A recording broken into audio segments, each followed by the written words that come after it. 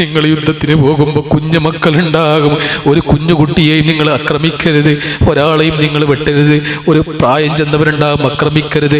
വലാ തഖ്തഉ ശജറത മുസ്മിറ, ഫലം കായ്ക്കുന്ന ഒരു മരവും നിങ്ങൾ വെട്ടി നശിപ്പിക്കരുത്. കാരുണ്യക്കടലായ മുഹമ്മദ് മുസ്തഫ. ഈ സ്നേഹത്തിന് തുല്യമായിട്ട് ലോകത്ത് വേറെ എന്തെങ്കിലും ഉണ്ടോ? അതുകൊണ്ട് ഹബീബ് ലോകത്തോട് ഇവിടെ പറഞ്ഞപ്പോൾ മദീന മുഴുവനും കരഞ്ഞു. ധീരനായ ഉമർ, ആ സ്വഹാബത്തിന്റെ അവസ്ഥ ആലോചിച്ചു നിങ്ങൾ. എല്ലാ ധീരതയും നഷ്ടപ്പെട്ടു. റസൂൽ വഫാത്തായി എന്ന് കേട്ടപ്പോൾ അബൂബക്കർ സിദ്ദീഖ് ഖുത്ബ നടത്തിയപ്പോൾ റസൂൽ മരിച്ചു എന്ന് ഉറപ്പായി.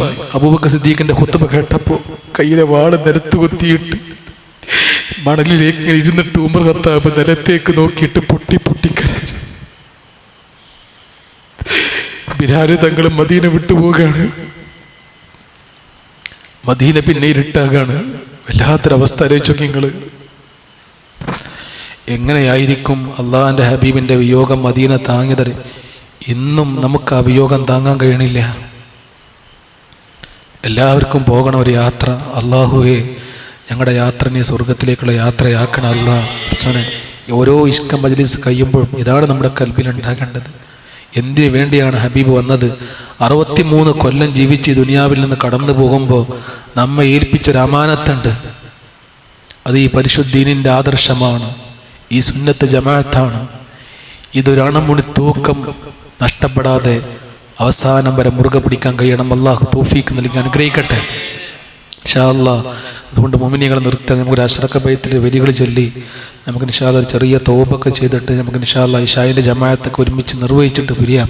അല്ലാഹു തൗഫീഖ് നൽകി അനുഗ്രഹിക്കും. ബാക്കി നമുക്ക് ഇൻഷാ അല്ലാഹ് അവിടെ പറയണം. ഹബി എത്ര പറഞ്ഞാലും എത്ര പാടിയാലും എത്ര പറഞ്ഞാലും ഇപ്പം നമ്മൾ ഈ കുട്ടി പാടുമ്പോൾ ഉസ്താദ് പാടുമ്പോൾ ഒക്കെ നമ്മളിങ്ങനെ അറിയാതെ കണ്ണിന്ന് കണ്ണീര് വരികയാണ്.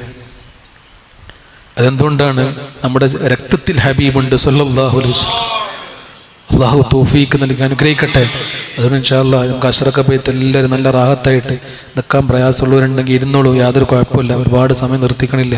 നല്ല മനസ്സറിഞ്ഞിട്ട് കൽബിൽ ഇങ്ങനെ റസൂലുള്ളാഹിനെ കാണണം ഇൻഷാ അല്ലാഹ്.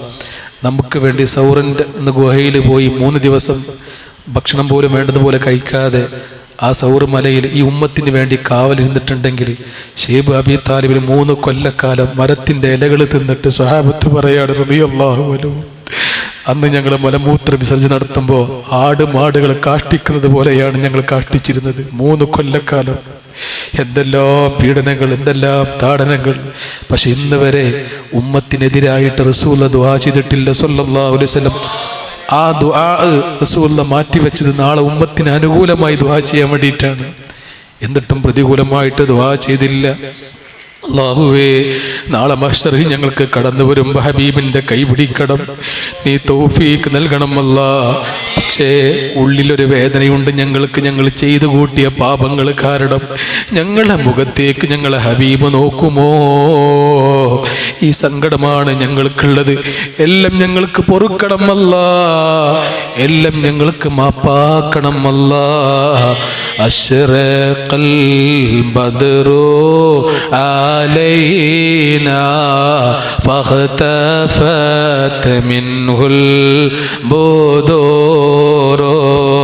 مثل حسنك ما رأينا قط يا وجه السرور يا نبي سلام عليكم يا رسول سلام عليكم يا حبيب سلام عليكم صلوات الله عليكم.